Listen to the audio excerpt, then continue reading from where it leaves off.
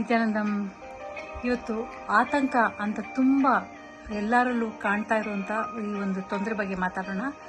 ಯಾರನ್ನಾದ್ರೂ ನೋಡಲಿ ತುಂಬ ಜನಕ್ಕೆ ಈ ಆತಂಕದ ತೊಂದರೆ ಇರುತ್ತೆ.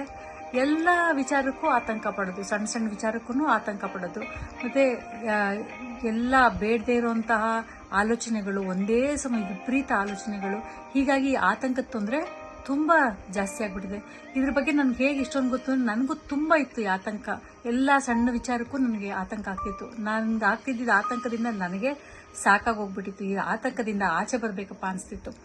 ಆವಾಗಲೇ ನನಗೆ ಭಗವಾನ್ ಕಾರ್ಯಕ್ರಮಗಳ ಬಗ್ಗೆ ಗೊತ್ತಾಯಿತು.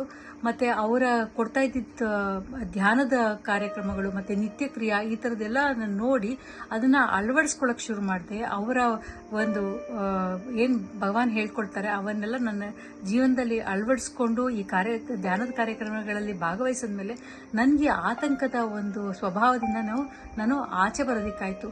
ನಿಮಗೂ ಆತಂಕ ತುಂಬ ಇದ್ದು ನೀವು ಅದಕ್ಕಾಗಲೇ ಔಷಧಿಗಳನ್ನ ಉಪಯೋಗಿಸ್ತಿದ್ದೀರಾ ಅಂದರೆ ಖಂಡಿತ ಔಷಧಿಗಳನ್ನ ತಗೊಳ್ಳೋದನ್ನ ಬಿಟ್ಬಿಡಿ. ಆಧ್ಯಾತ್ಮಿಕ ರೀತಿಯಲ್ಲಿ ನೀವು ಅದಕ್ಕೊಂದು ಪರಿಹಾರನ ಮಾಡ್ಕೊಳ್ಳೋಂಥ ಅವಕಾಶ ಇದೆ. ಈ ಕಾರ್ಯಕ್ರಮಗಳು ಭಗವಾನ್ ಕೊಟ್ಟಿರುವಂಥ ಈ ನಿತ್ಯ ಕ್ರಿಯಾ ಮತ್ತು ಈ ಧ್ಯಾನದ ಕಾರ್ಯಕ್ರಮಗಳಲ್ಲಿ ಭಾಗವಹಿಸಿ ನನಗೆ ತುಂಬ ಅನುಕೂಲ ಆಗಿದ್ದು ಅಂತಂದರೆ ಅನ್ಕ್ಲಚಿಂಗ್ ಮೆಡಿಟೇಷನ್ ಅಂತ ಭಗವಾನ್ ಏನು ಹೇಳ್ಕೊಡ್ತಾರೆ, ಆ ಅನ್ಕ್ಲಚಿಂಗ್ ಧ್ಯಾನ ಮತ್ತು ಈ ನಿತ್ಯ ಕ್ರಿಯಾ ಅಂತ ಏನು ಹೇಳಿದೆ, ಈ ಕೆಲವು ಧ್ಯಾನಗಳ ಸಹಾಯದಿಂದ ನನಗೆ ತುಂಬ ಅನುಕೂಲ ಆಯಿತು.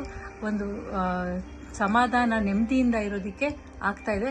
ನಿಮಗೂ ಅದೇ ಥರ ತೊಂದರೆ ಆಗ್ತಾಯಿತ್ತು ಅಂದರೆ ಖಂಡಿತ ಈ ಕಾರ್ಯಕ್ರಮಗಳಲ್ಲಿ ಭಾಗವಹಿಸಿ ಆಚಾರ್ಯಗಳು ನಿಮ್ಗೆ ಹೇಳ್ಕೊಡ್ತಾರೆ ಯಾವ ಥರ ಮಾಡಬೇಕು ಅಂತಂದ್ಬಿಟ್ಟು ಅದನ್ನೆಲ್ಲ ನೀವು ಸಂಪೂರ್ಣವಾಗಿ ನಿಮ್ಮ ಆತಂಕದ ಒಂದು ಸ್ವಭಾವದಿಂದ ಆಚೆ ಬಂದು ನೀವು ಆನಂದ ಭರಿತ ಜೀವನವನ್ನು ಅನುಭವಿಸ್ಬೋದು. ನಿತ್ಯಾನಂದಂ.